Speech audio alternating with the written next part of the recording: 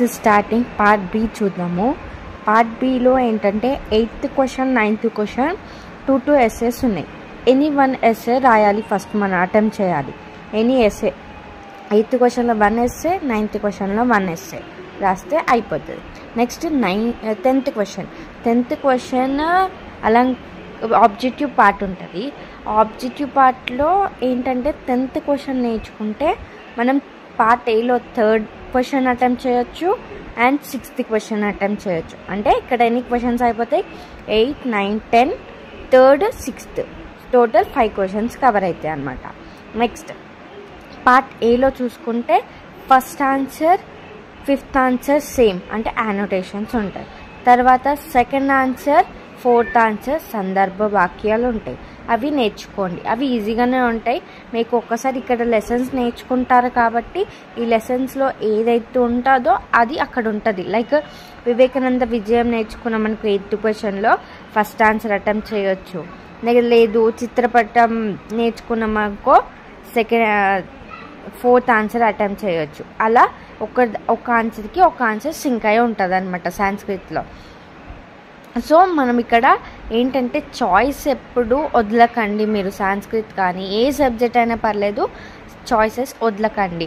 ఇప్పుడు first part ఏలో 4 questions అన్నారు కాబట్టి మీరు అట్లీస్ట్ 5 క్వశ్చన్స్ అటెంప్ట్ చేయడానికి ట్రై చేయండి. నెక్స్ట్ పార్ట్ బిలో ఏం చేయండి అంటే ఇప్పుడు 10th క్వశ్చన్లో 15 ఇస్తాడు.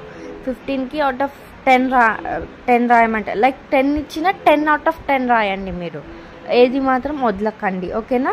నెక్స్ట్ 7th ఆన్సర్ ఏం చేయండి అని అంటే లేదు మాకు టైం లేదు అని అనుకుంటే మీకు ఇంట్రెస్ట్ ఉంటేనేమో పర్టికులర్గా చదువుకోండి.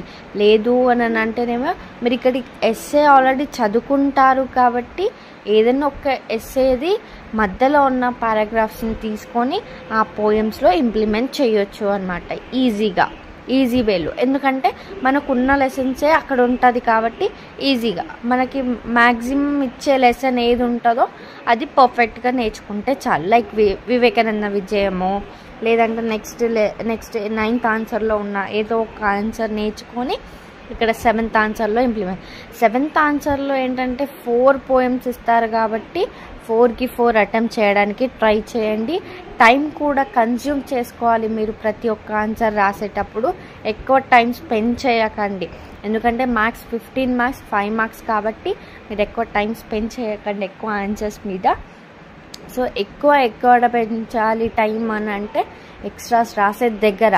ఎందుకు ఎక్స్ట్రాస్ రాయమని చెప్తున్నా అంటే మీరు ఒక ఫస్ట్లో రాసిన ఆన్సర్ తక్కువ మార్క్స్ వచ్చిన నెక్స్ట్ ఆన్సర్కి ఎక్కువ మార్క్స్ వేస్తే అది వాడు సెకండ్ ఆన్సరే ఇంక్లూడ్ చేస్తారు. దేనికైతే ఎక్కువ మార్క్స్ వస్తాయో అదే ఇంక్లూడ్ చేస్తారు.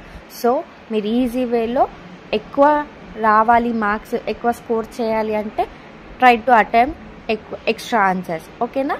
నెక్స్ట్ పేపర్ ప్యాటర్న్కి వద్దాం. పేపర్ ఎలా ప్రజెంటేషన్ చేయాలి అని అంటే ఫస్ట్ మీకు వచ్చిన answer like part below 8th answer 9th answer 10th answer attempt చేయాలి. చేసిన తర్వాత 7th ఆన్సర్ అటెంప్ట్ చేయాలి. 7th ఆన్సర్ ఎలా అటెంప్ట్ చేయాలి అంటే ఫస్ట్ వాడు పోయం ఇస్తాడు. ఆ పోయం ఆన్సర్ షీట్లో రాసి ఆన్సర్ షీట్ని ఆ పోయమ్స్ని డివైడ్ చేసి వర్డ్స్ లాగా రాసి నెక్స్ట్ మీకు ఇది వచ్చిన ఆన్సర్ లైక్ ఆ సెంటెన్స్ కానీ పారాగ్రాఫ్ కానీ భావం లెక్క రాసి ఆ వర్డ్స్ని లైక్ ఏమన్నా పర్టికులర్ వర్డ్స్ ఉంటే ఆ పర్టికులర్ వర్డ్స్ని మన సాంస్క్రిట్ వర్డ్స్కి ఇంక్లూడ్ చేయాలి. ఓకేనా? ఇలా 7th ఆన్సర్ 4కి 4 పోయమ్స్ రాసేటట్టు చేసుకోండి. మీరు టైం అట్లీస్ట్ మనకి లాస్ట్లో 20 minutes or 30 minutes మిగులుతూనే మనం ఈ ఆన్సర్స్ రాయగలుగుతాం. ఎక్స్ట్రా టైం మిగిలించుకొనే ఉండాలి మనం ఎప్పుడైనా ఏ సబ్జెక్ట్ అయినా సరే. Not for Sanskrit, this is for all subjects. ఓకేనా? నెక్స్ట్ పార్ట్ బి అయిపోయింది. పార్ట్ ఏలో 5 క్వశ్చన్స్ అటెంప్ట్ చేయండి. అట్లీస్ట్ మీకు వస్తే 6 అటెంప్ట్ చేయండి. లేదు అని అంటే 5 అటెంప్ట్ చేయడానికి మాత్రం ట్రై చేయండి.